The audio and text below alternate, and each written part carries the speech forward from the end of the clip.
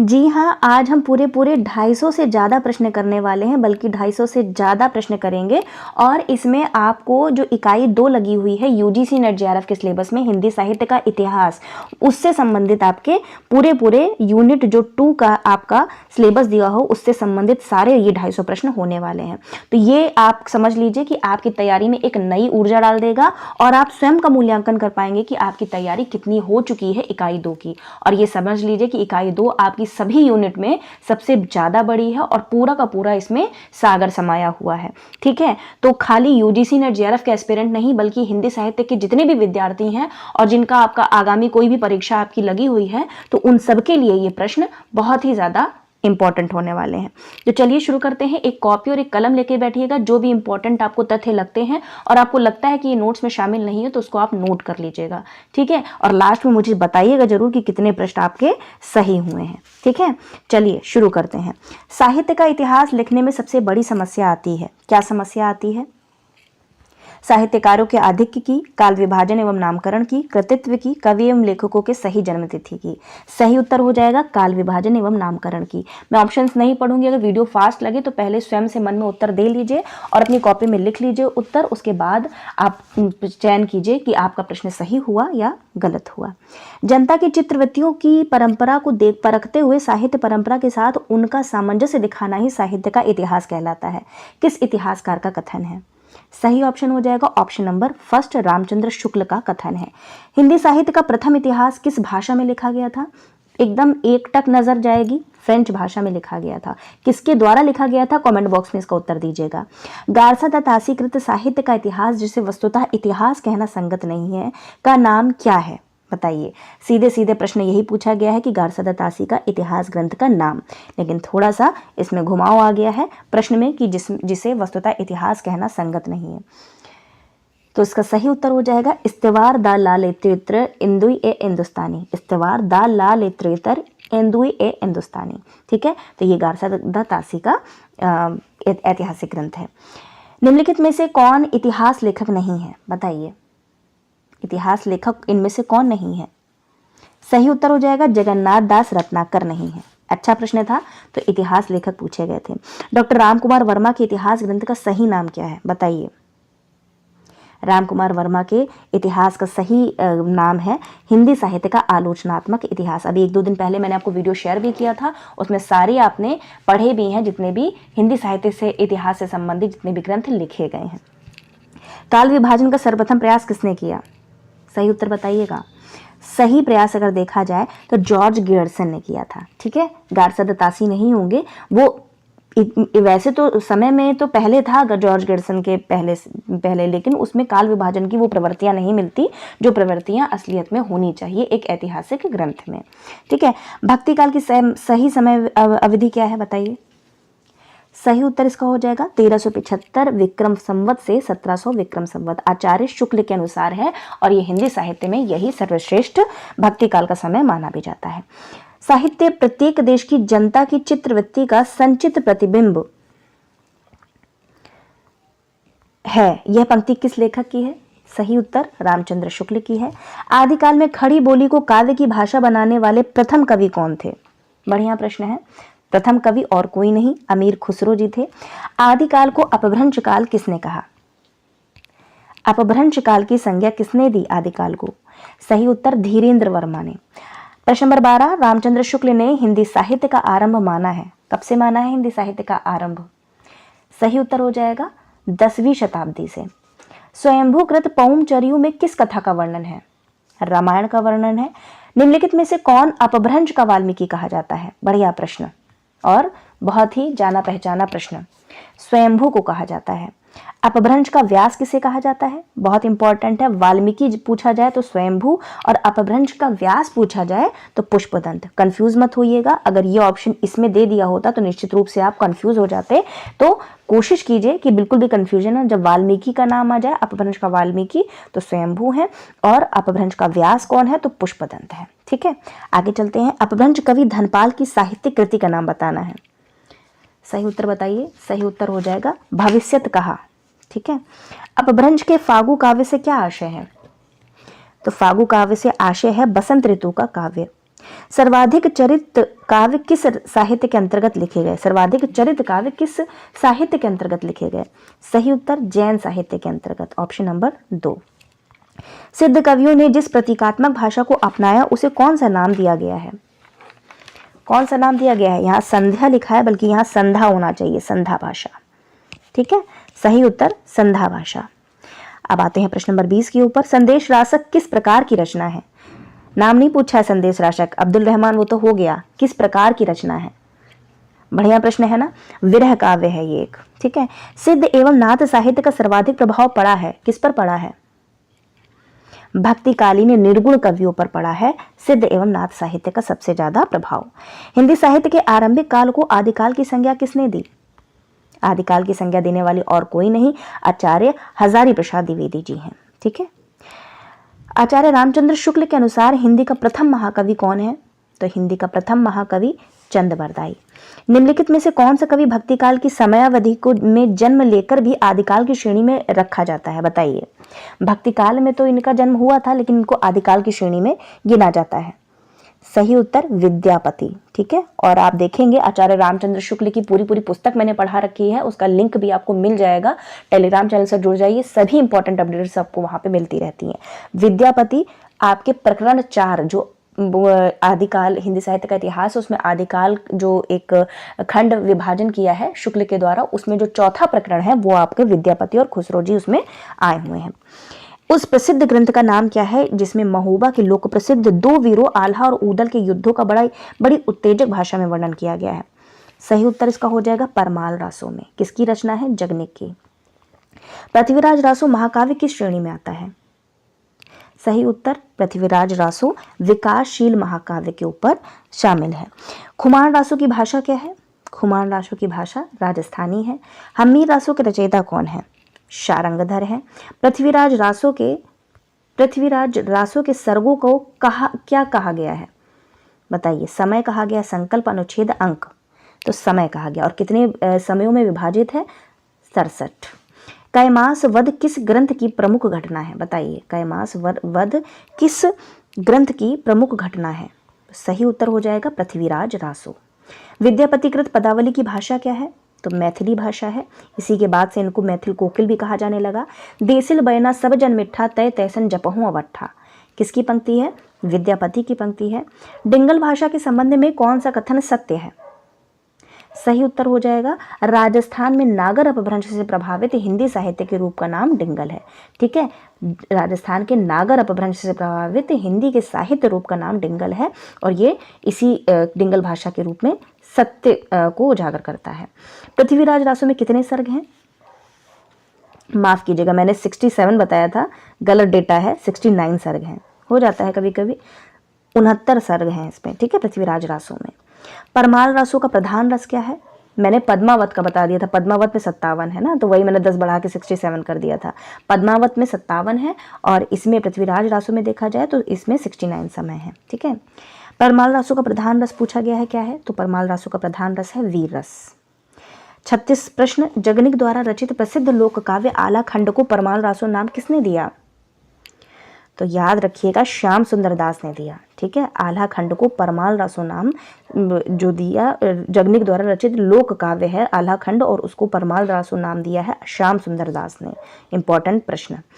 पुस्तक जल्हण हथ दे चली गज्जन नृपकज्ज पंक्ति किस ग्रंथ के संदर्भ में कही गई है? तो पृथ्वीराज रासो। भरत बाहुबली रास, भारतेश्वर बाहुबली रास होना चाहिए वैसे यहाँ पे। भारतेश्वर बाहुबली रास किसकी कृति है? तो शालिभद्र सूरी की है। अपभ्रंश साहित्य का लोकप्रिय छंद कौन सा है? तो अपभ्रंश साहित्य का लोकप्रिय छंद गाथा या गाहा है। ठीक है, कौन सा ग्रंथ पृथ्वीराज रासो का ही एक अंश माना जाता है? बताइए। पृथ्वीराज रासो का कौन सा ऐसा अंश है जो इनमें से माना जाता है? तो परमाल रासो को माना जाता है। ठीक है, याद रखिएगा, जो जगनिक की रचना है। प्रश्न नंबर 41। भक्तिकाल को स्वर्ण युग मानने का प्रमुख कारण क्या है? पढ़ने का समय दे रही हूं, पढ़िए और सही उत्तर लगाइए।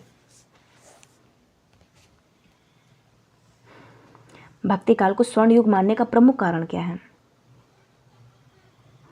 सही उत्तर हो जाएगा। इसके साहित्य में निहित समन्वय की भावना है। ठीक है, भक्ति काल एक संपूर्ण समन्वय की पराकाष्ठा पर खड़ा है।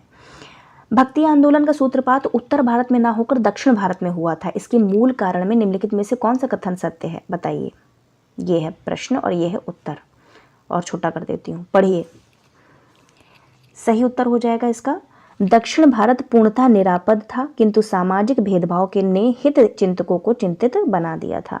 तो इसके मूल कारण में निम्नलिखित में से कौन सा कथन सत्य है।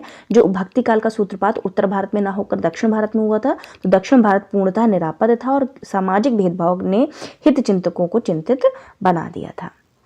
प्रश्न नंबर 43, गीता किस मत का प्रधान धर्म ग्रंथ का माना जाता है, तो भागवत का। अद्वैतवाद के अनुसार क्या है, जीव और ब्रह्म एक हैं, जीव और ब्रह्म की स्थिति पृथक पृथक है, संसार सत्य है, जीव ब्रह्म का प्रतिबिंब नहीं है। अद्वैतवाद, तो जीव और ब्रह्म एक हैं, अद्वैतवाद। ठीक है। रामानुज ने किस संप्रदाय की स्थापना की है, तो रामानुज ने विशिष्टाद्वैतवाद। ठीक है, शुद्ध वल्लभाचार्य, शुद्धाद्वैतवाद और विशिष्टाद्वैतवाद रामानुज। आगे चलते हैं। द्वैतवाद के संस्थापक कौन है, कई बार प्रश्न पूछा गया है, तो मध्वाचार्य हैं। ठीक है। प्रश्न नंबर 47, सनक संप्रदाय किसे कहा जाता है, तो सनक संप्रदाय द्वैताद्वैतवाद को कहा जाता है।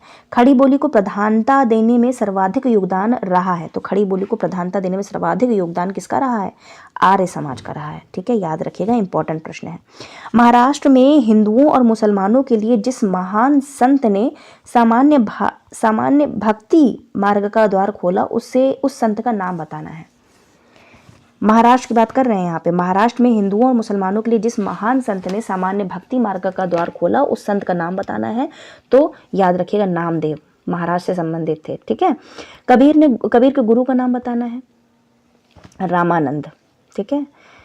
महाराष्ट्र में नाथ पंथ के समानांतर महानुभाव संप्रदाय नामक निर्गुणोपासक संप्रदाय की स्थापना की गई थी। इस संप्रदाय के प्रवर्तक कौन थे, महानुभाव संप्रदाय के प्रवर्तक पूछे गए हैं, तो चक्रधर हैं। ठीक है, याद रखिएगा, महानुभाव संप्रदाय के कौन है प्रवर्तक, चक्रधर। संतों की सदुक्कड़ी भाषा से आशय क्या है, संतों की सदुक्कड़ी भाषा से आशय है जिसमें अनेक प्रादेशिक भाषाओं के शब्दों का मिश्रण हो, सदुक्कड़ी भाषा। कबीर का दार्शनिक चिंतन क्या है, अद्वैतवादी है। ठीक है। कबीर की रचनाओं का संग्रह बीजक का संपादन किसने किया था, आसान प्रश्न, धर्मदास ने किया था। यहाँ पे इस तरीके से लिखा जाएगा, धर्मदास। ठीक है, थोड़ी सी अशुद्धि है वर्तनी में। उलट बांसी लिखने की प्रेरणा कबीर को मुख्यतः कहाँ से प्राप्त हुई थी, तो सिद्धों एवं नाथों से हुई थी। कबीर अपने परम तत्व को राम कहते हैं। इसी परम तत्व को गुरु नानक ने क्या कहा है, शब्द कहा है। ठीक है, याद रखिएगा, राम कहते हैं कबीर और इसी परम तत्व को गुरु नानक कहते हैं शब्द। गुरु नानक के पदों का संग्रह सिखों के धर्म गुरु ग्रंथ साहिब के किस शीर्षक से प्रकरण में किया गया है, बताइए। तो महला प्रकरण से किया गया है। ठीक है, याद रखिएगा, जो गुरु नानक के पद का संग्रह है धर्म ग्रंथ गुरु ग्रंथ साहिब, उसके शीर्षक का प्रकरण है महला। ठीक है। आगे, दादू दयाल ने किस संप्रदाय की स्थापना की थी, तो ब्रह्म समाज की स्थापना की थी दादू दयाल ने। आगे चलते हैं। प्रश्न नंबर आपका आता है 59। दादू दयाल की रचनाओं का संग्रह हरडे वाणी के नाम से किया गया था। इसके संग्रहकर्ता का नाम बताना है। तो इसके संग्रहकर्ता कौन है, संत दास और जगन्नाथ दास। याद रखिएगा, हरडे वाणी के नाम से किया गया था संग्रह।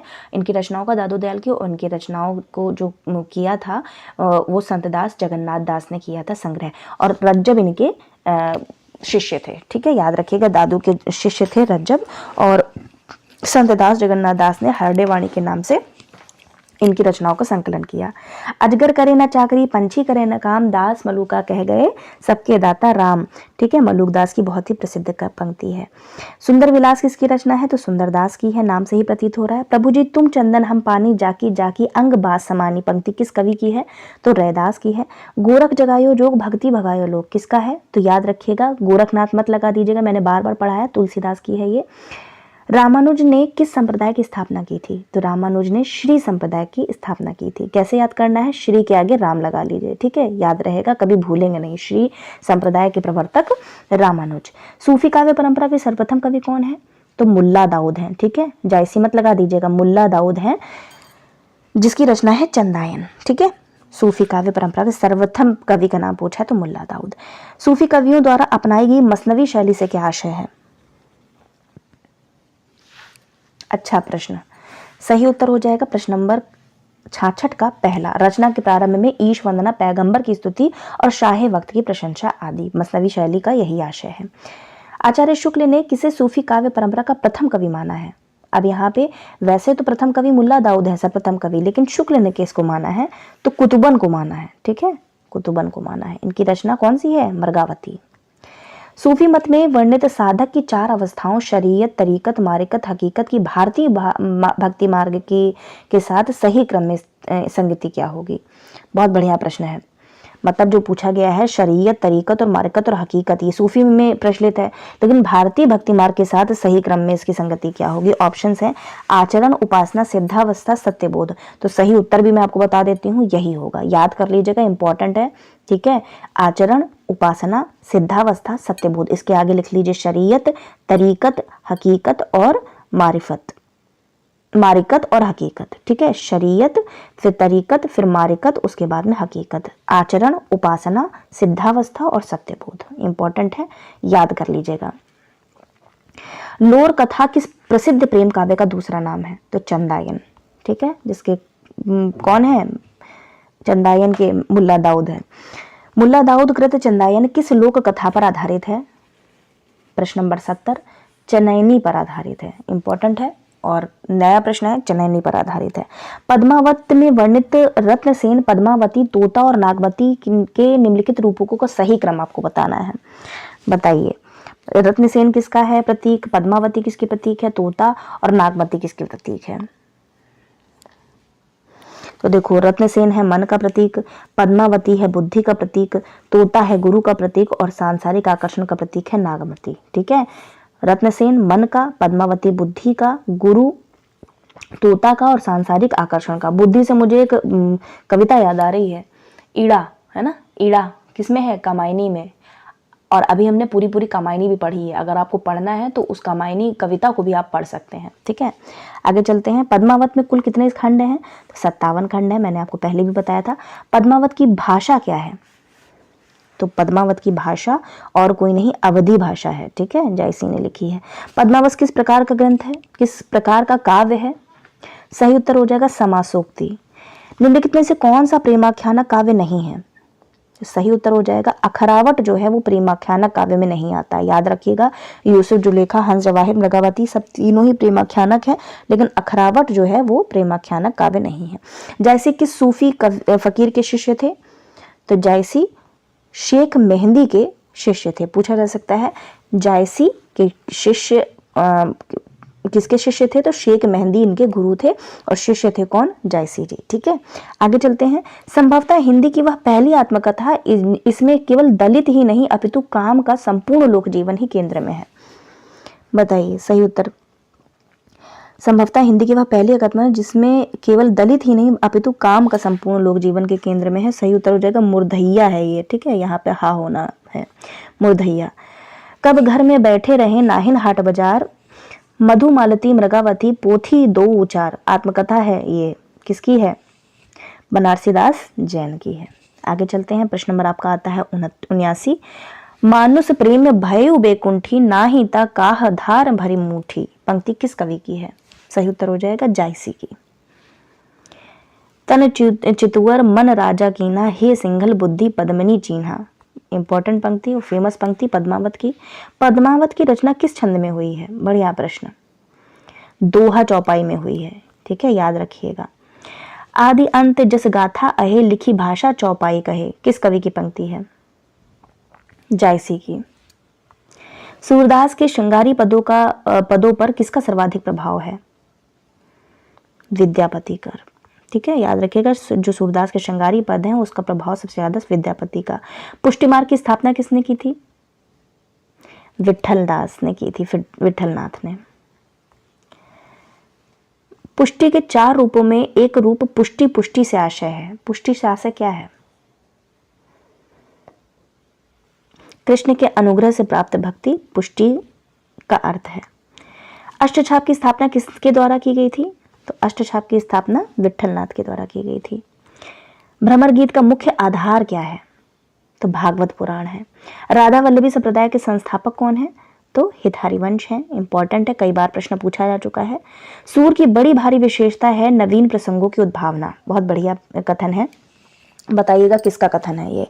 सूर की बड़ी भारी विशेषता है नवीन प्रसंगों की उद्भावना। प्रसंगोद्भावना करने वाली ऐसी प्रतिभा हम तुलसी में नहीं पाते, हम ऐसी प्रतिभा हम तुलसी में भी नहीं पाते। यह कथन किस आलोचक का है? सही उत्तर हो जाएगा रामचंद्र शुक्ल। आचार्य विट्ठल ने किसे पुष्टि मार्ग का जहाज कहा है? जब सूरदास की मृत्यु हुई थी ना, सूरदास सही उत्तर होगा। सूरदास की मृत्यु हुई थी तब विट्ठलनाथ ने कहा था कि पुष्टि मार्ग का जहाज जाता है, जाकू कुछ लेना हो से ले, है ना? तो सूरदास का ये है। सूरदास की भक्ति का रूप क्या है? तो सूरदास की भक्ति का रूप क्या है? दास्य भाव की भक्ति है। भ्रमर गीत से आशय क्या है? पढ़िए और उत्तर दीजिए। सही उत्तर हो जाएगा भ्रमर को माध्यम बनाकर गोपियों की आत्मव्यक्ति के गीत इसमें कहे गए हैं। श्रृंगार और वात्सल्य के क्षेत्र में जहां तक इनकी दृष्टि पहुंची वहां तक किसी कवि की नहीं। इन दोनों क्षेत्रों में तो इस महाकवि ने मानो औरों के लिए कुछ छोड़ा ही नहीं। कथन किस लेखक का है? रामचंद्र शुक्ल का है। संतन को कहा सीकरी सो काम, आवत अजात पनहिया टूटी, बिसर गयो हरि नाम। बहुत ही फेमस पंक्ति है। किसकी है? कुंभन दास की। प्रश्न नंबर 95, मीराबाई की उपासना किस भाव की है? सूरदास की तो दास्य भाव की हो गई और मीराबाई माधुर्य भाव की है। ठीक है। अष्टछाप का वह कवि कौन सा था जिसके एक पद को सुनकर वल्लभाचार्य कई दिन तक बेहोश बने रहे थे? देखिए इतनी अच्छी अच्छी पंक्तियां लिखते थे और आजकल तो बस आलोचनाएं दिखाई देती हैं बाजार में। तो परमानंद दास की। निम्नलिखित में से कौन सा ग्रंथ मीरा द्वारा रचित नहीं है? ये तीनों ही ग्रंथ रचे हुए हैं, सुदामा चरित इनके द्वारा नहीं लिखा गया है। प्रेम वाटिका के रचयिता कौन है? फेमस प्रश्न, रसखान है। सही उत्तर ऑप्शन नंबर 2। आगे है सखी संप्रदाय के प्रवर्तक कौन है? बताइएगा। सखी संप्रदाय के प्रवर्तक है स्वामी हरिदास। सुदामा चरित किसकी रचना है? सुदामा चरित है नरोत्तम दास की। इंपॉर्टेंट रचना है, पूछी जाती है बार बार। या लकुटी अरु कामरिया पर राज तिहु पर को तजिडारो, किसकी पंक्ति है? रसखान की है। भक्ति काल के किस महान कवि को भक्तमाल के रचयिता नाभादास ने कलिकाल का वाल्मीकि, बिसेंट स्मिथ ने मुगल काल का सबसे महान व्यक्ति तथा जॉर्ज गेर्सन ने बुद्धदेव के बाद सबसे बड़ा लोकनायक माना है? बताइए। फेमस प्रश्न और बहुत ही अच्छी तरीके से पूछा गया प्रश्न है तुलसीदास को। तो याद रखिएगा, जो भक्तमाल के रचयिता है नाभादास, उन्होंने कलिकाल का वाल्मीकि कहा है तुलसीदास जी को। बिसेंट स्मिथ ने मुगल काल का सबसे महान व्यक्ति कहा है। बिसेंट स्मिथ ने, पूछा जा सकता है प्रश्न, ठीक है, मुगल काल का सबसे महान व्यक्ति। और ये तो पूछा गया था अभी रिसेंट में, सर जॉर्ज गेर्सन ने बुद्ध के बाद सबसे बड़ा लोकनायक माना है किसको? तुलसीदास को। तुलसीदास की पत्नी रत्नावली संबंधी प्रमुख घटना को आधार बनाकर आधुनिक युग के किस महाकवि ने तुलसीदास नामक एक अनुपम प्रबंध काव्य रच डाला था? तो किसने रच डाला था? बताइए। सही उत्तर हो जाएगा तुलसीदास के नाम से भी इनकी काव्य है निराला जी का। ठीक है। प्रश्न नंबर 104, तुलसीदास के गुरु कौन थे? नरहरियानंद थे।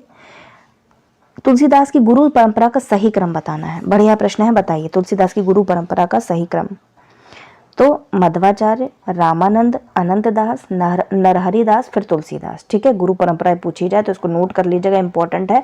गुरु परंपरा में सबसे पहले मध्वाचार्य के गुरु शिष्य रामानंद, रामानंद के अनंतदास, अनंतदास के नरहरिदास और नरहरिदास के तुलसीदास। ठीक है, ये गुरु परंपरा है। ठीक है, आगे चलते हैं। तुलसीदास का वास्तविक दार्शनिक मत क्या है?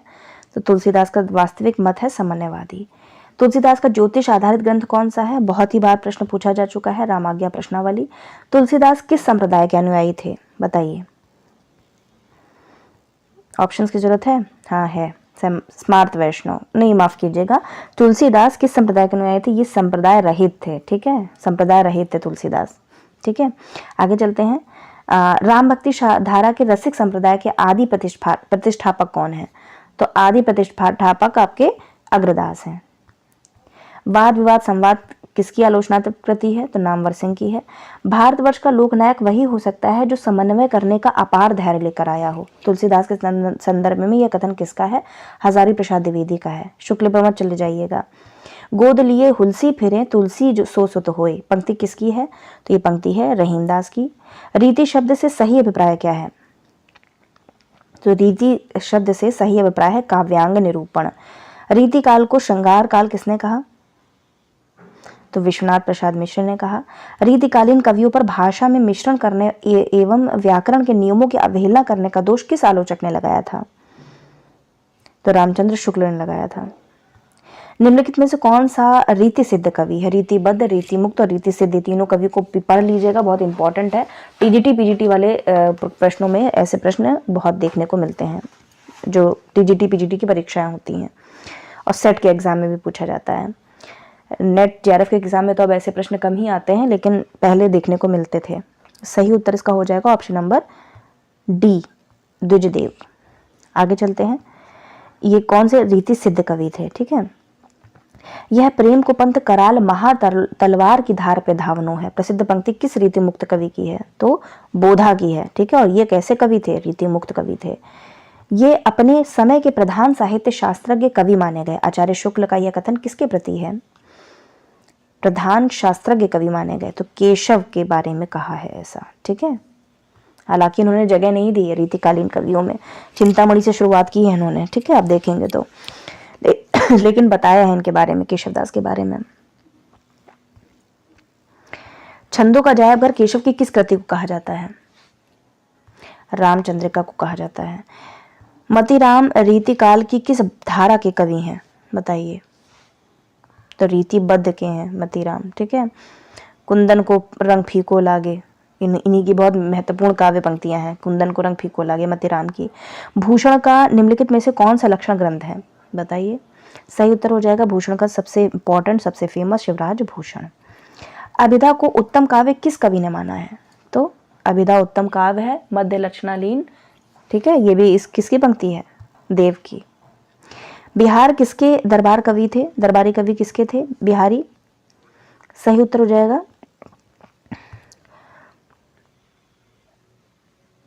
जयपुर नरेश जयसिंह के। बिहारी सतसई पर किसका प्रभाव माना जाता है? तो श्रृंगार, माफ कीजिएगा, बिहारी सतसई पर गाथा सतसई, अमरूक शतक, आर्य सप्तशती, इन तीनों का प्रभाव माना जाता है। उपयुक्त तो तीनों हो जाएगा। ठीक है। बिहारी सतसई किस प्रकार की रचना है? तो बिहारी सतसई किस प्रकार की रचना है? श्रृंगार प्रधान है। Option number first. रीजी है सुकवि तो कविताएं, ना तो राधिका कन्हाई सुमरन को बहानो है। मतलब मेरी कविता करके अगर आगे के कवि रीज गए तब तो ठीक है, नहीं तो राधिका और कान्हा के सुमिरन का बहाना हो जाएगा। किसकी ये फेमस पंक्तियां हैं? भिखारी दास ने ऐसा कहा था। Option number 3। पद्माकर कृत जगत विनोद का मुख्य वर्ण विषय क्या है? पद्माकर कृत जगत विनोद का, तो याद रखिएगा रस और नायिका भेद वर्णन। अति सूधो स्नेह को मारा गया, बहुत ही फेमस पंक्ति किसकी है? घनानंद की है। मुस्लिम सूफी मत में शामी साधना पद्धति की विशेषता थी, क्या विशेषता थी? जीव और ब्रह्म के संबंधों का निरूपण दाम्पत्य भाव और विरह के माध्यम से किया जाता था। सही ऑप्शन यही हो जाएगा। मुस्लिम सूफी मत में शामी साधना की पद्धति की विशेषता ये थी कि जीव और ब्रह्म के संबंधों का निरूपण दाम्पत्य भाव और विरह के माध्यम से किया जाता था। आगे चलते हैं। देखिए, अभी इस पंक्ति का जिक्र किया ही था। प्रश्न नंबर 130, अभिधा उत्तम काव्य है, मध्य लक्षणालीन, अधम व्यंजना रस विरस, उलट कहत नवीन। तो ये किसकी पंक्तियां हैं? देव की पंक्तियां हैं। 130 का फर्स्ट ऑप्शन सही हो जाएगा। अमय हलाहल मद भरे सेत श्याम रत्नार, जियत मरत झुकी झुकी परत जेहि चितवन एक बार। किसकी पंक्ति है? रसलीन की पंक्ति है। निम्नलिखित में से किस कवि को अलंकारवादी आचार्य कहा जाता है? सही उत्तर केशवदास को। लोग हैं लागी कवित बनावत, मोहे तो मेरे कवित बनावत। किसकी पंक्ति है? श्लेष अलंकार है इसमें। सही उत्तर हो जाएगा किसकी पंक्ति है? घनानंद की। लोग हैं लागी कवित बनावत, मोहे तो मोरे कवित बनावत, घनानंद की पंक्ति है। रावरे रूप की रीति अनूप, नयो नयो लागत जो जो निहारिये, घनानंद की पंक्ति है। ये भी महत्वपूर्ण दोनों पंक्तियां हैं। भारतेंदु में युग में कौन सी काव्य भाषा प्रमुख थी? बताइए। फिर जो द्विवेदी युग में आपकी थोड़ी खड़ी बोली का प्रयोग होने वाला था। और अगर भारतेंदु युग में पूछा जाए तो ब्रजभाषा। निम्नलिखित में से कौन भारतेंदु युग का कवि नहीं है? बहुत अच्छा प्रश्न है और कई बार पूछा जा चुका है। जो श्रीधर पाठक नहीं है, ठीक है। जपो निरंतर एक जबान, हिंदी हिंदू हिंदुस्तान। आपको पता है हिंदी ओशन का सबसे पहले नाम यही था, हिंदी हिंदू हिंदुस्तान, लेकिन इसमें ये शब्द आने की वजह से मैंने उसको हटा दिया, क्योंकि फिर होता है ना, जाति ना पूछने वालों की भी एक जाति होती है। किसका फेमस किस उपन्यास का ये है पंक्ति? मैला आंचल से है, याद रखिएगा, भूलिएगा नहीं। तो मैंने इसका फिर नाम चेंज करके हिंदी ओशन कर दिया था। बताइए किसका ये महत्वपूर्ण कथन है? तो प्रताप नारायण मिश्र का है। भारतेंदु हरिश्चंद्र किस संप्रदाय से संबंधित थे? तो वल्लभी संप्रदाय से थे। प्रश्न नंबर 139 आता है। प्रश्न है, रोवहूँ सब मिली आवहूँ भारत भाई, हा हा भारत दुर्दशा न देखी जाई। किसकी पंक्ति है? भारतेंदु की पंक्ति, और ये नाटक लगा भी हुआ है आपके सिलेबस में। भारतेंदु ने किस समाज की स्थापना की थी? तो तदीय समाज की स्थापना की थी। भारतेंदु युग के कवियों की सबसे बड़ी विशेषता प्राचीन और नवीन का समन्वय करने में है। किसका कथन है? रामचंद्र शुक्ल का है। यह बारी तबे बदले कछु, पपीहा जब पूछे जीव कहाँ। किसकी पंक्ति है? सही उत्तर इसका बताना है। प्रताप नारायण मिश्र की पंक्ति है ये। यह ब्यारी तबे बदले कछु, पपीहा जब पूछिए जीव कहाँ। जयति राज राजेश्वरी जय जय परमेश, अंबिका दत्त व्यास की इस पंक्ति में किसकी वंदना की गई है? रानी विक्टोरिया की, ठीक है। और जयति राज राजेश्वरी जय जय परमेश किसकी पंक्ति है पूछा जाएगा तो अंबिका दत्त व्यास की है। एडवन आर्नल्ड कृत लाइट ऑफ एशिया पर आधारित काव्य बुद्ध चरित किसका लिखा हुआ है? तो आचार्य रामचंद्र शुक्ल का है। आगे चलते हैं। अंग्रेजी के प्रसिद्ध कवि पोप के एसेज ऑन क्रिटिसिज्म पर आधारित रोला छंद में रचित समालोचना दर्श नामक अनुवाद कृति के लेखक कौन है? तो समालोचना दर्श के कृति के लेखक का नाम पूछा गया है तो बाबू जगन्नाथ दास रत्नाकर हैं, ठीक है। अनुवाद किया था समालोचना दर्श नामक कृति का, ठीक है। और ये किसकी वैसे मूल अगर किताब पूछी जाए तो पोप की है, एसेज ऑन क्रिटिसिज्म, ठीक है। आगे चलते हैं। निम्नलिखित में से कौन सा कवि अपनी सरस वाणी के कारण ब्रज कोकिल कहलाता था? सत्यनारायण कविरत्न कहलाते थे। निम्नलिखित में से कौन सी रचना मैथिली शरण गुप्त द्वारा रचित नहीं है? तो सही उत्तर हो जाएगा इसका पथिक रचना मैथिली शरण गुप्त के द्वारा नहीं लिखी, रामनरेश त्रिपाठी की रचना है ये। मैथिली शरण गुप्त कृत यशोधरा किस प्रकार का काव्य है? बताइए। मुक्तक है, खंड काव्य है, महाकाव्य है या नीति काव्य है? सही उत्तर हो जाएगा खंड काव्य है। कौन सा? यशोधरा। एक भारतीय आत्मा के नाम से कौन प्रसिद्ध है? माखनलाल चतुर्वेदी। झांसी की रानी प्रसिद्ध कविता की रचयिता कौन है? सुभद्रा कुमारी चौहान। निम्नलिखित में से कौन सा ग्रंथ साकेत के अनुकरण पर लिखा गया है? तो साकेत संत। चींटी से लेकर हाथी, पशु, भिक्षुक से लेकर राजा पर्यंत, मनुष्य, अनंत आकाश, अनंत पृथ्वी, अनंत पर्वत, सभी पर कविता हो सकती है। किसने कहा है ये? महावीर प्रसाद द्विवेदी का कथन है। छायावाद की समाप्ति किस काव्य से मानी जाती है? बहुत इंपॉर्टेंट है और मैंने पढ़ा भी दिया है। श्रद्धा, लज्जा और ईड़ा तीनों सर्ग पढ़ा दिए हैं, तीनों ही आपके नेट जेआरएफ के सिलेबस में लगे हुए हैं। और जितनी पंक्तियां उसमें है ना, उसमें पूछा जाता है कि बताइए पंक्ति किस सर्ग में आई है, ठीक है। और 15 के 15 सर्ग, चिंता, आशा, श्रद्धा, काम, वासना, लज्जा, कर्म, ईर्षा, ईड़ा, स्वप्न, संघर्ष, निर्वेद, दर्शन, रहस्य, आनंद, ये 15 सर्ग आपकी मुंह जबानी रटे होने चाहिए। कामायनी का उद्देश्य क्या है? तो कामायनी का उद्देश्य है आनंदवाद की स्थापना। कामायनी से वर्णित श्रद्धा, ईड़ा, मनु के रूपक का सही क्रम मिलान करना है। मतलब किस किस के प्रतीक हैं ये पूछना चाह रहा है ये प्रश्न। तो श्रद्धा है हृदय का प्रतीक, ईड़ा है बुद्धि का प्रतीक और मनु है मन का प्रतीक, ठीक है। आगे चलते हैं। प्रकृति का कवि किसे कहा जाता है? बहुत ही इजी प्रश्न, पंत को। दुख ही जीवन की कथा रही, क्या कहूँ जो आज नहीं कही। किसकी पंक्ति है? आप सोच रहे होंगे ये तो इकाई 5 की कहाँ से आ गई। ये समझ लीजिए इकाई 2 में पूरा पूरा समुद्र है। इकाई 5 में जितनी भी कविताएं लगी हैं ना, और वो इकाई 2 में जितने भी हिंदी साहित्य का इतिहास के जो प्रमुख लेखक है ना, तो उनकी रचनाएं भी आपकी पूछी जाती, तो इकाई 2 में ही शामिल हो जाती हैं, ठीक है। तो बताइए किसकी फेमस पंक्ति हैं? दुख ही जीवन की कथा रही, क्या कहूँ आज जो नहीं कही। गलत मत कीजिएगा, निराला की पंक्ति है, ठीक है। आगे करते हैं। निराला कृत राम की शक्ति पूजा नामक प्रसिद्ध रचना का प्रेरणा स्रोत क्या है? तो ये कृतिवास रामायण पर आधारित है। आधुनिक मीरा किसे कहा जाता है? महादेवी वर्मा को। सिंहासन खाली करो कि जनता आती है, प्रसिद्ध पंक्ति किस कवि की है? दिनकर की है। ठीक है, आगे चलते हैं। दिनकर की है ना, मुझे कन्फ्यूजन है थोड़ा सा, एक बार देख के मैं बताऊंगी। वैसे आप मुझे बताइएगा 160 का उत्तर सही, मुझे तो दिनकर ही लग रहा है। दूसरे तारसप्तक में निम्नलिखित में से कौन सा कवि नहीं है? देखिए मैंने तो ट्रिक से याद किया था इसको, जब अपने टाइम में ट्रिक यही थी। नैमी मुक्त भारत की प्रभागिरी राम की आज्ञा से, ये पहले तारसप्तक के कवि हैं। फिर दूसरे तारसप्तक की कवि जो थे वो थे हरि भवानी शकुन करे, शेर नरे रघुधर्म करे। ठीक है, इस तरीके से मैंने याद किया था, मुझे आज भी याद है। देखिए कुछ चीज़ें आप अगर याद कर लेते हैं ना, कंठस्थ कर लेते हैं, तो वो आपको जीवन भर याद रहती हैं। तो बताइए कौन से हैं दूसरे तारसप्तक में कवि नहीं है, पूछा गया है। ठीक है, इसको ध्यान दीजिएगा। सही उत्तर हो जाएगा 161 प्रश्न का गिरिजा कुमार माथुर। ठीक है, आगे चलते हैं। इत्तिलम काव्य संग्रह के रचयिता कौन है? अज्ञे जी हैं। प्रयोगवाद को व्यक्तिवाद की संज्ञा देकर प्रयोगवाद समर्थकों के इस नाम को त्याग कर कौन सा नाम दिया गया था? सही उत्तर बताना है। सही उत्तर हो जाएगा नई कविता। निम्नलिखित में से कौन सा कवि तीसरा सप्तक में शामिल है? बताइए, निम्नलिखित में से कौन सा कवि तीसरा सप्तक में शामिल है?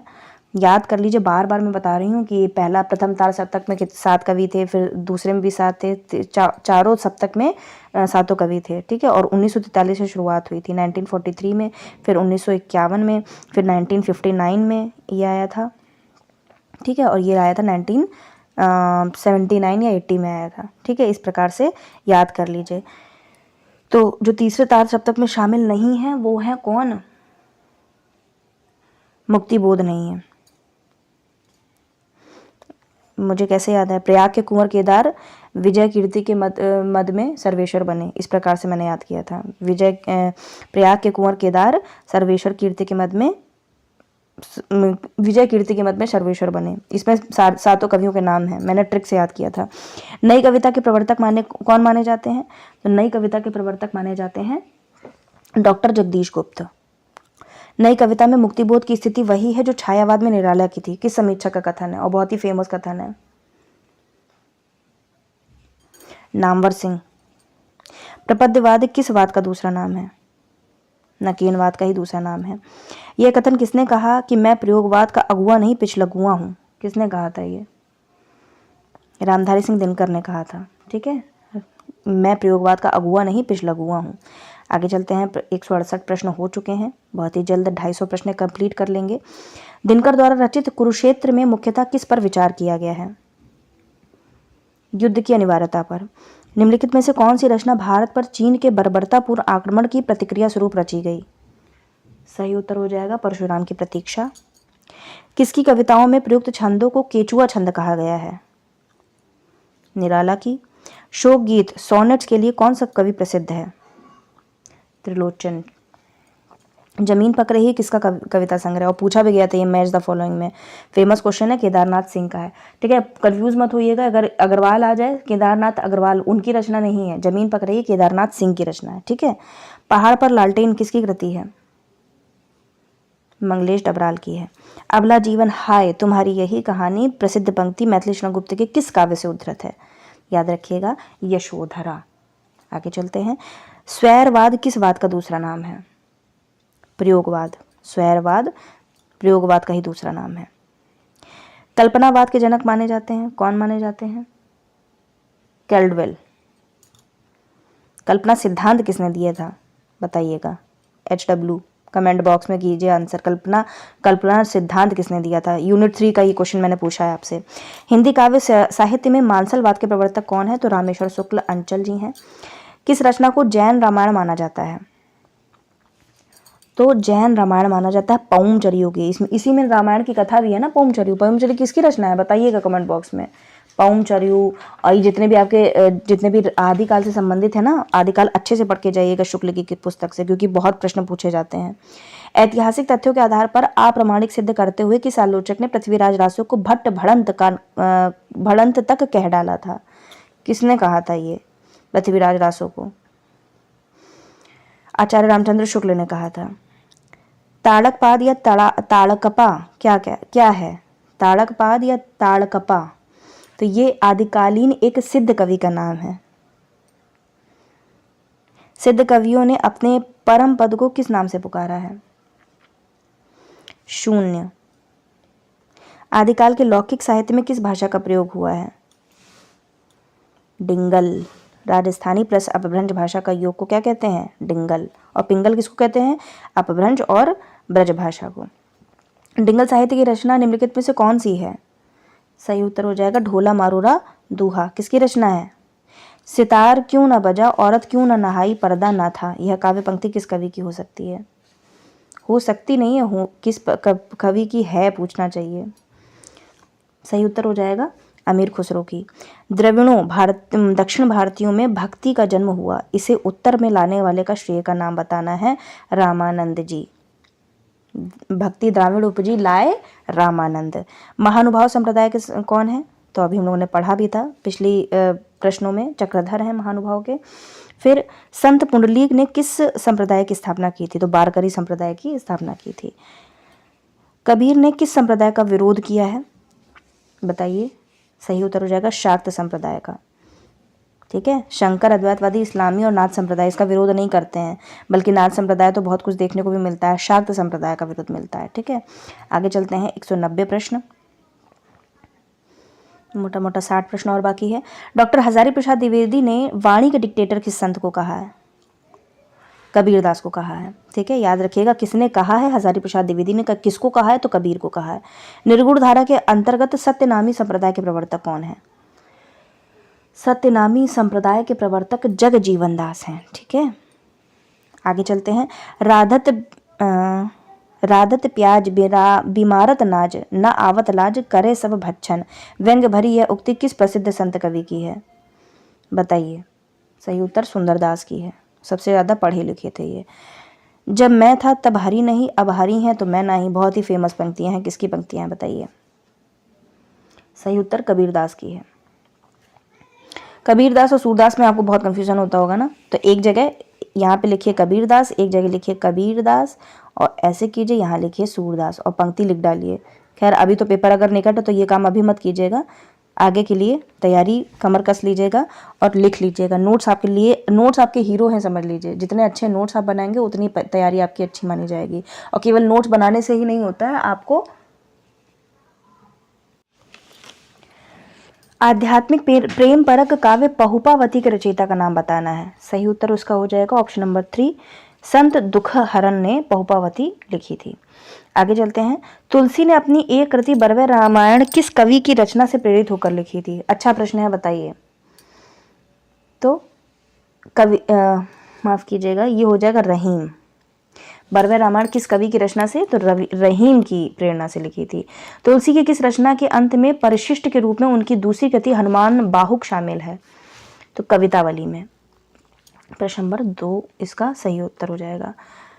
कविता करके तुलसी न लसे, कविता लसी या तुलसी की कला। बहुत अच्छा है, मतलब कविता करके तुलसी नहीं लसे, कविता लस गई तुलसी की कला पा करके। तुलसी साहित्य के मूल्यांकन के संदर्भ में प्रसिद्ध कथन किसका है बताइए? बढ़िया कथन है, हरिऔध जी का कथन है। ठीक है, बहुत अच्छा कथन है। ये जितने भी अभ्यर्थी हैं ना, अगर उन्होंने पढ़ाई अच्छे से की होगी तो आपका ये रिवीजन हो रहा है बहुत फास्ट मोड में। ठीक है, कविता करके तुलसी न लसे, कविता लसी या तुलसी की कला। सूर ने अपनी किस कृति में 157 पदों में रामकथा का उल्लेख किया है?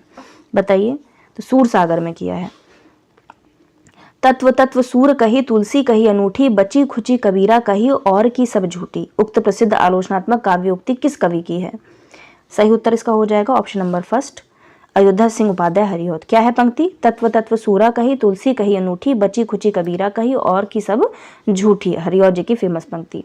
प्रश्न नंबर 200, अष्टछाप का वह कवि कौन है जिसका गाना सुनने स्वयं संगीत सम्राट तानसेन जाया करते थे?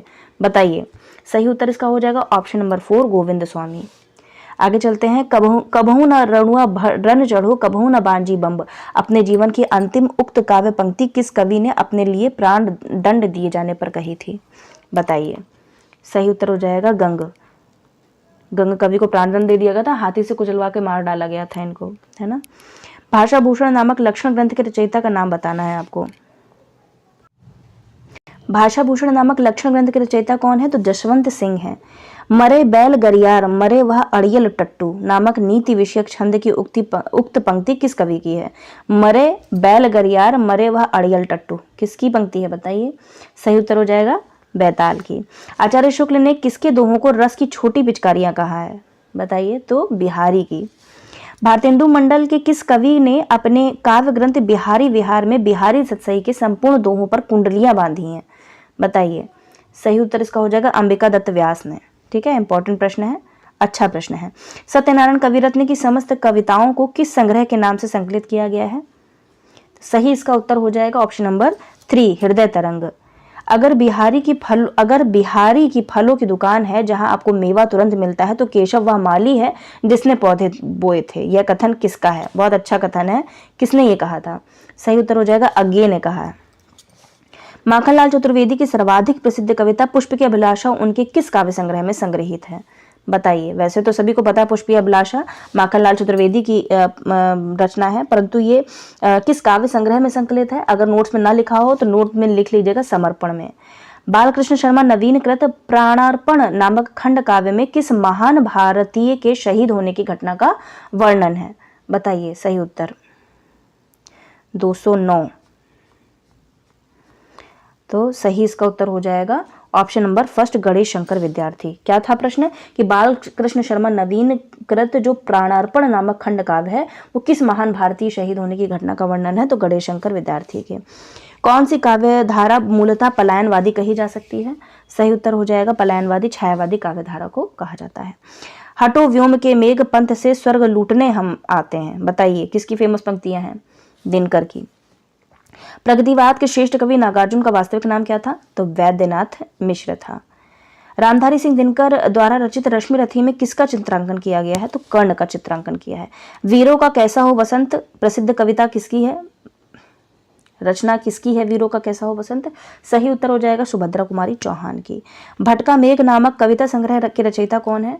सही उत्तर श्रीकांत वर्मा। भटका मेघ श्रीकांत वर्मा।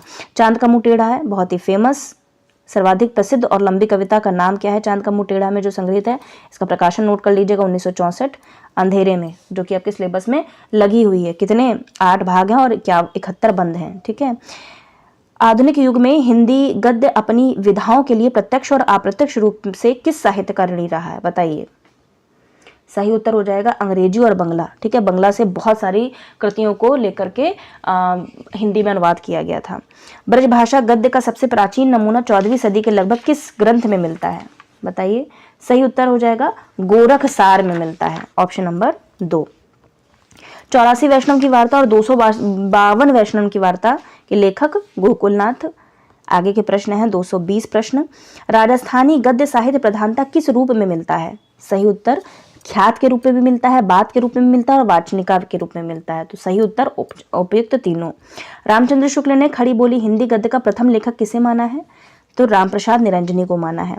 भारतेंदु रचित फूलों का गुच्छा में संग्रहित है, क्या संग्रहित है? फूलों का गुच्छा इंपॉर्टेंट रचना है भारतेंदु की, खड़ी बोली में रचित उनकी कविताएं हैं। हठी हमीर के लेखक कौन है? प्रताप नारायण मिश्र। भारतेंदु हरिश्चंद्र ने किस विधा पर अपनी लेखनी नहीं चलाई है? बढ़िया प्रश्न है। उपन्यास नहीं लिखे हैं इन्होंने, नाटक भी लिखे हैं, निबंध भी लिखे, काव्य लिखे, लेकिन उपन्यास नहीं मिलेगा आपको। ठीक है। हिंदी का पहला समाचार पत्र कौन सा था? तो पहला समाचार पत्र सभी को पता होना चाहिए कौन सा था? उद्दंड मार्तंड, पंडित जुगल किशोर के द्वारा संपादित।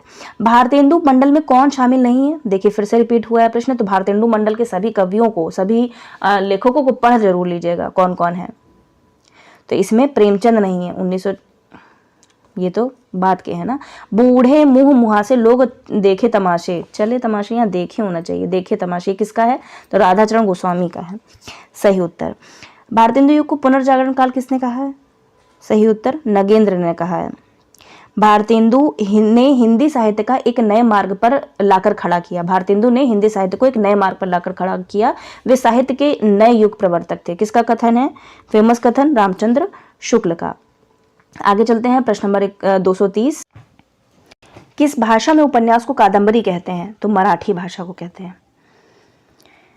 उपन्यास को मराठी भाषा में कादंबरी कहते हैं। हिंदी उपन्यास का जनक कौन सा युग रहा है? तो हिंदी उपन्यास का जनक अगर देखा जाए तो कौन सा युग रहा है, तो भारतेंदु युग रहा है। ठीक है, भारतेंदु युग में उपन्यास लिखे जाने लगे थे, परंतु भारतेंदु जी द्वारा एक भी उपन्यास देखने को नहीं मिलता है। आचार्य शुक्ल ने हिंदी का प्रथम मौलिक उपन्यास किसे माना है? सही उत्तर इसका हो जाएगा परीक्षा गुरु को। 1882 इसका समय है। उदय भानुचरित किस कृति का दूसरा नाम है? सही उत्तर इसका हो जाएगा ऑप्शन नंबर 2, रानी केतकी की कहानी। आचार्य महावीर हजारी प्रसाद द्विवेदी ने किसे हिंदी का पहला सामाजिक उपन्यास माना है? सही उत्तर हो जाएगा पूर्ण प्रकाश और चंद्रप्रभा को माना है हजारी प्रसाद द्विवेदी ने हिंदी का पहला सामाजिक उपन्यास। अमृतलाल नागर कृत मानस का हंस में किस प्रसिद्ध कवि का संपूर्ण जीवन नई दृष्टि और संवेदना के साथ प्रस्तुत किया गया है? तुलसीदास। यशपाल का कौन सा उपन्यास मार्क्सवाद से प्रभावित बौद्ध युग से संबंधित है? बताइए। सही उत्तर इसका हो जाएगा दिव्या, बौद्ध युग से संबंधित है दिव्या। किस कहानीकार के कृतित्व को घासलेटी साहित्य करार देकर उसका तीव्र विरोध किया गया था? बताइए। सही उत्तर इसका हो जाएगा ऑप्शन नंबर 1, पांडे बेचन शर्मा उग्र की रचना को घासलेटी साहित्य करार किया गया था। मोहन राकेश के किस नाटक में कालिदास की प्रणय कथा का वर्णन हुआ है? तो आषाढ़ का एक दिन, जो कि आपका लगा भी हुआ है, पिछली बार पूछा गया था। इसी से प्रश्न, पहला ही प्रश्न था जिन्होंने शायद सेकंड शिफ्ट में पूछा गया था। ठीक है, तो रंगनी संगणी, तो रंगनी संगणी उसका सही उत्तर था। क्या था प्रश्न, क्या था मुझे याद नहीं आ रहा प्रश्न, ऐसे कुछ प्रश्न था मुझे याद आ रहा है। पीवाईक्यू भी मैंने देखे थे, तो पीवाईक्यू भी की कक्षाएं भी आपकी हो चुकी हैं। आपने पीवाईक्यू की कक्षाएं नहीं देखी हैं तो लिंक आपको मिल जाएगा डिस्क्रिप्शन बॉक्स में, नहीं तो आप मुझे टेलीग्राम चैनल पर सेंड कर दीजिएगा कि मैम मुझे नहीं मिला, तो मैं आपको वो पर्सनली आपको सेंड कर दूंगी। डॉक्टर रांगे राघव ने किसे हिंदी का प्रथम एकांकीकार माना है? सही उत्तर हो जाएगा, एकांकी किसको माना है सबसे प्रथम? तो कारवां को माना है रांगे राघव ने। आगे चलते हैं। यदि गद्य कवियों की कसौटी तो निबंध गद्य की कसौटी है, किसका कथन है? शुक्ल जी का। निठल्ले की डायरी नामक हास्य व्यंग्य निबंधों के संग्रह के लेखक कौन व्यंग्य निबंधकार है? निठल्ले की डायरी किसका है? हरिशंकर परसाई जी का। हजारी प्रसाद द्विवेदी कृत पुनर्नवा नामक उपन्यास का नायक कौन है? बढ़िया प्रश्न। ये तो पता है कि हजारी प्रसाद द्विवेदी ने ये उपन्यास लिखा है, परंतु नायक पूछा गया कौन है? सही उत्तर इसका हो जाएगा आर्यक। ठीक है, आर्यक हो जाएगा। विष्णु प्रभाकर द्वारा लिखित आवारा मसीहा नामक जीवन में किसके जीवन को प्रस्तुत किया गया है? तो शरदचंद्र चटर्जी। कथा साहित्य में यथार्थवाद का बीजारोपण करने का श्रेय किस पाश्चात्य विद्वान को माना जाता है? सही उत्तर इसका हो जाएगा ऑप्शन नंबर 2, वोकेचियो। किस उपन्यास में ब्रज के नटों का जीवन चित्रित किया गया है? तो कब तक पुकारूं में चित्रित किया गया है। निम्नलिखित में से कौन सा गीति नाट्य है? सही उत्तर इसका हो जाएगा, बताइए, अंबा। ठीक है, गीति नाट्य कहा जाता है। आह वेदना मिली विदाई किसका है? स्कंदगुप्त का। एकलव्य के नोट्स नामक रिपोर्टाज किसका है? फणीश्वर नाथ रेणु का है। अब ये जो आपके 249 से 253 प्रश्न दिए गए हैं, लगभग आपके 250 प्रश्न कंप्लीट होते हैं। ये इसका एक तरीके से देखा जाए तो पैराग्राफ है, तो इसमें आपको मैं खाली आंसर बता देती हूँ, पैराग्राफ आप पढ़ लीजिएगा। कबीरदास को समझने के लिए किस साधना पद्धति की जानकारी होना आवश्यक है? तो हठ योग, क्योंकि ये नाथ संप्रदाय से प्रभावित थे। कौन सी शक्ति व्यष्टि व्यक्ति में व्यक्त होने पर कुंडलिनी कहलाती है? सही उत्तर इसका हो जाएगा महाकुंडलिनी। जागृत, सुषुप्ति और स्वप्न, इन तीनों अवस्थाओं में कौन रहता है? तो इन तीनों अवस्थाओं में रहता है जीव। कुंडलिनी को भली भांति समझने के लिए किसकी कल्पना करनी चाहिए? सही उत्तर जाएगा शरीर की संरचना की। और आज का अंतिम प्रश्न, पीठ में स्थित मेरुदंड जहां सीधे जाकर आयु और उपस्थ के मध्य भाग में लगता है, उसे क्या कहते हैं? तो यहाँ पर सही उत्तर हो जाएगा अग्नि चक्र कहते हैं। और मेरी तरफ से आपका ये होमवर्क प्रश्न है, बताइएगा। ठीक है, जो प्रश्न आपका मैं पूछ रही हूँ, जो लक्ष्मी नारायण लाल है, ठीक है, उनका जन्म कब हुआ था? प्रश्न है, लक्ष्मी नारायण लाल का जन्म कब हुआ? मिश्र अलग हैं, लाल अलग हैं, दोनों की कृतियां भी अलग है। जिन्होंने अंधा कुआं लिखा, मादा कैक्टस लिखा, और मादा कैक्टस तो कई बार पूछी जा चुकी है इनकी, अंधा कुआं भी पूछी जा चुकी है। ठीक है, 3 आंखों वाली मछली, सूखा सरोवर, नाटक बहुरंगी, तो ये सारे ही लक्ष्मीनारायण लाल के हैं। बताइए इनका जन्म कब हुआ था? अनुक्रम वाले प्रश्न के लिए बहुत इंपॉर्टेंट है। ठीक है, तो ये आपका होमवर्क है, सर्च कीजिए और कमेंट बॉक्स में उत्तर दीजिए। मिलते हैं इसी प्रकार की एक नई सीरीज के साथ में, एक नई यूनिट के साथ में। तब तक सभी अभ्यर्थियों का हृदय की गहराई से प्रेमपूर्वक धन्यवाद।